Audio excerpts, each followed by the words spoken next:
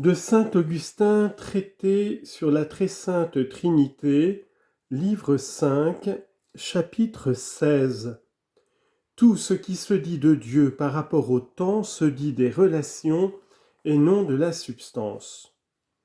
Quoique l'Esprit Saint soit coéternel au Père et au Fils, nous disons néanmoins de lui des choses qui n'ont existé que dans le temps, comme d'avoir été données.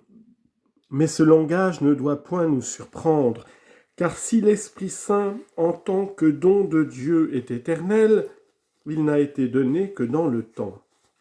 Et de même, un homme n'est appelé maître que du jour où il a un serviteur. C'est ce que nous disons également de Dieu par rapport à l'acte de la création qui n'a été accompli que dans le temps. Car si Dieu est de toute éternité le maître de la créature, celle-ci n'est pas éternelle.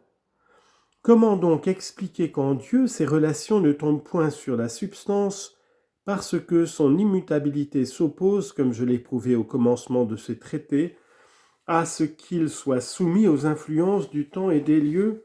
Non. Nous n'osons affirmer que Dieu est de toute éternité le maître de la créature, de peur que nous ne soyons contraints de dire que la créature est elle-même éternelle. Car Dieu ne peut de toute éternité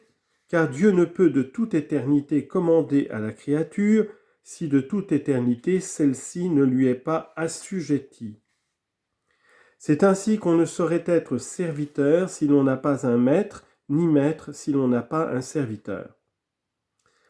Mais peut-être direz-vous qu'à la vérité Dieu est éternel, tandis que le temps est essentiellement fini et limité, en raison même de sa mobilité et de ses variations.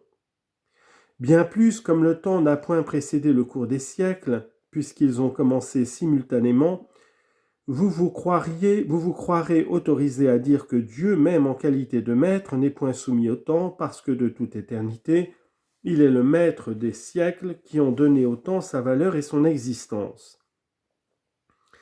Mais que répondrez-vous au sujet de l'homme qui a été créé dans le temps et dont le Seigneur ne pouvait se dire le maître avant qu'il ne l'eût créé ? Certainement, ce n'est que dans le temps que Dieu est devenu le maître de l'homme. Et pour parler plus clairement encore, j'affirme que Dieu n'a pu que successivement devenir votre maître et le mien, puisque votre naissance et la mienne appartiennent aux périodes successives des siècles et des âges. Cette question vous paraît-elle obscure parce que celle de l'éternité des âmes est encore douteuse ? Je m'explique en l'appliquant au peuple d'Israël. Comment Jéhovah est-il devenu le Dieu d'Israël ? Jéhovah pour Yahvé, le tétragramme sacré, la révélation de Dieu à Moïse, je suis qui je suis. Car en supposant même ce que je ne discute pas en ce moment, à savoir que l'âme de ce peuple fut déjà créée, il n'en est pas moins vrai que ce même peuple n'existait point encore comme peuple, puisque nous ne connaissons pas la date de son origine. Selon le même ordre d'idées, j'affirme que le souverain domaine de Dieu sur les arbres et les moissons est soumis au temps. Et en effet, les arbres et les moissons n'ont qu'une existence bien récente. Mais direz-vous, ils existaient en germe dès la création. Je vous l'accorde, et néanmoins vous m'avouerez qu'autre est la souveraineté qui s'exerce sur une matière brute et inerte, et autre celle qui régit la même matière polie et organisée. C'est ainsi qu'à des intervalles différents, je possède d'abord une pièce de bois, et puis le coffre qu'elle a servi à confectionner. Car peut-on nier que le coffre n'existait pas encore quand déjà je possédais le bois ? Comment donc serons-nous en droit d'assurer qu'aucun accident n'atteint la substance divine ? Ce sera en disant que Dieu est essentiellement immuable et que tout ce qui tient à la mutabilité du temps, des lieux et des créatures ne s'affirme de lui qu'indirectement et par relation. C'est dans ce même sens que je dis d'un homme qu'il est mon ami. Car il n'a commencé de l'être que du jour où il a commencé de m'aimer, en sorte que ce titre d'ami implique en lui un certain changement de volonté. S'agit-il d'une pièce de monnaie avec laquelle je paie ? C'est sans changer et dans un sens relatif qu'elle devient ou un prix ou un gage ou toute autre chose. Ainsi, une pièce de monnaie peut prendre bien des noms et les perdre sans que sa valeur substantielle et intrinsèque en soit altérée. Mais combien plus facilement dirons-nous du Dieu immuable et éternel que tout ce qui se produit dans le temps et par rapport aux créatures ne tombe point sur sa substance et ne se dit de lui que relativement à la créature ? Seigneur, dit le psalmiste, vous êtes devenu notre refuge. Psaume 89, verset 1.